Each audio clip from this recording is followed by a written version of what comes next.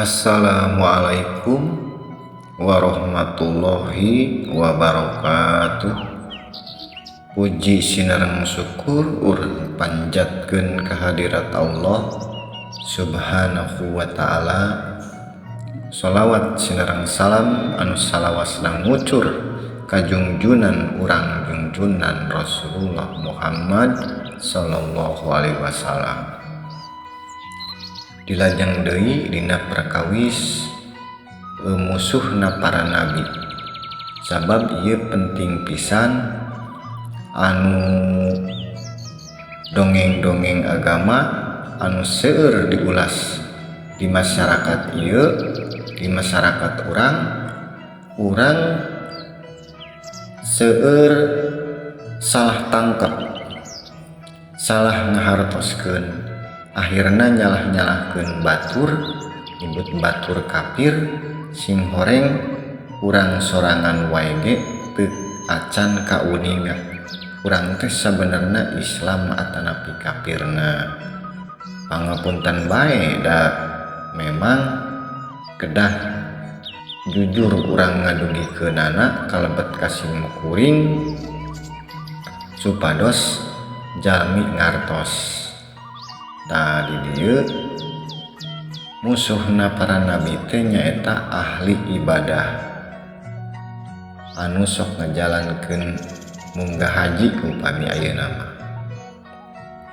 Musuhna Kangjeng Nabi Muhammad teh mangga ditinggal anu ku abdi parantos didugikeun teh sareng ditinggal deui dina mushaf Qur'anna. Janten jalmi-jalmi anu ngamusuhan para nabi teh mangrupi ahli kitab, di golongan ahli kitab. Ibaratna di zaman ayeuna urang ngadugikeun pasti urang ge bakal sami ditentang para ahli kitab, para ahli anu dina pemahaman akal, anu ngabayang-bayang agama, kayakinan masing-masing anu teu acan pernah dibuktikeun karek dugi ka beja anu dibejakeun deui. Malahan ayeuna seueur pisan perkawis ngamalkeun supaya lancar rezeki, lancar jabatanana naik, lancar sagala rupihalna. Akhirna lumpatna kana nafsu dunya.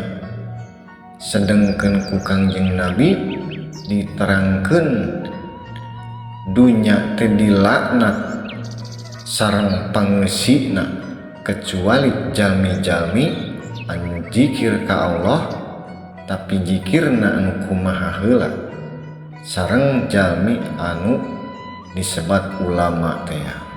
Sareng tadi dinya aya anu disebut zikir. Naon eta zikir teh anu salaresna? Naon ulama anu salaresna?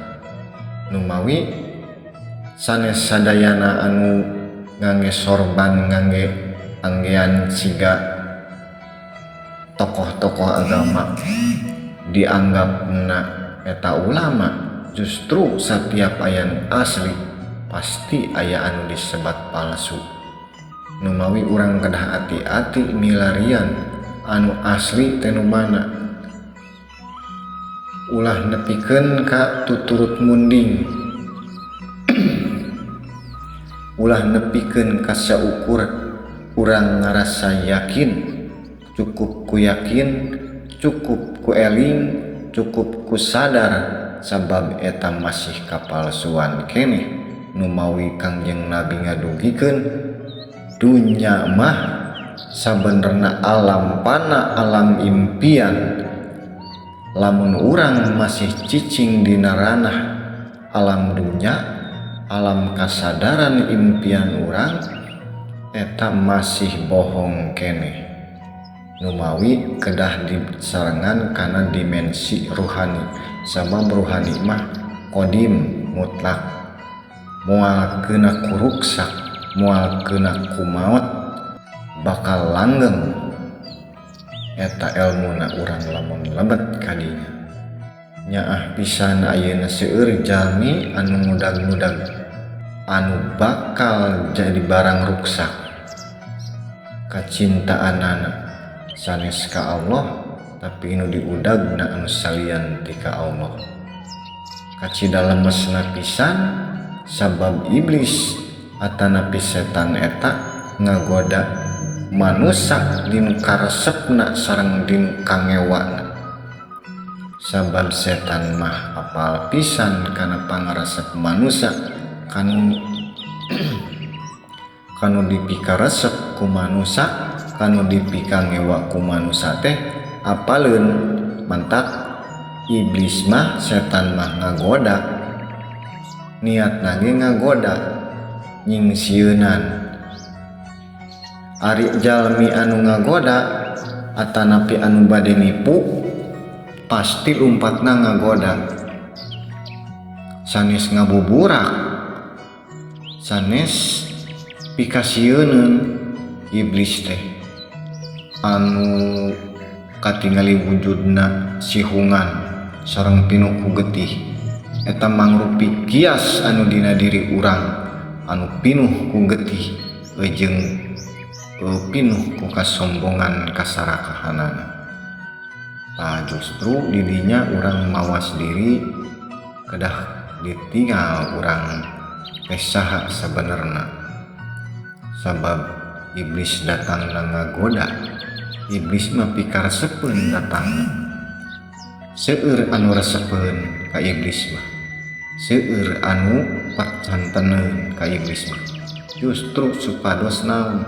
Supados dipercanten ku manusia pasti satekah polah iblis ngawujud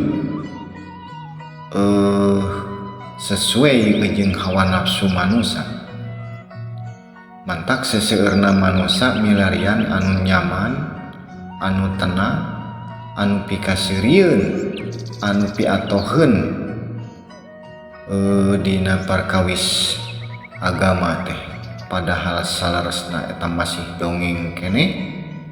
Nu mawi ati-ati pisan urang paninggalina kedah apal lamun ditingali dina ranah akal dunya mah moal kabaca. Sabab katingalina teh leres bae, katingalina bener bae. Komo cenah jalmi anu pinter nyarios sakolana luhur, apal kitab-kitab, apal Quran hadis, mentak disebat lagi ahli kitab. Nu bahayana eta, justru nu bahayana di zaman baheula, di zaman para nabi ge nyaeta ahli kitab eta. Ahli kitab anu mushaf sok bae mangga ditaros da pasti rata-rata ieu mah punten teu sadayana gitu. Pasti ngalawan ku akalna da pedah apal dina dalil-dalil sagala rupihanna, sedengkeun can pernah dibuktikan, sedengkeun ayat-ayat anu sabenerna mah Quran anu nyata anu sabenerna mah aya dinu dada jalmi-jalmi anu dipaparin ilmu. Mangga dina surat Al-Ankabut ayat 48 upami teu salah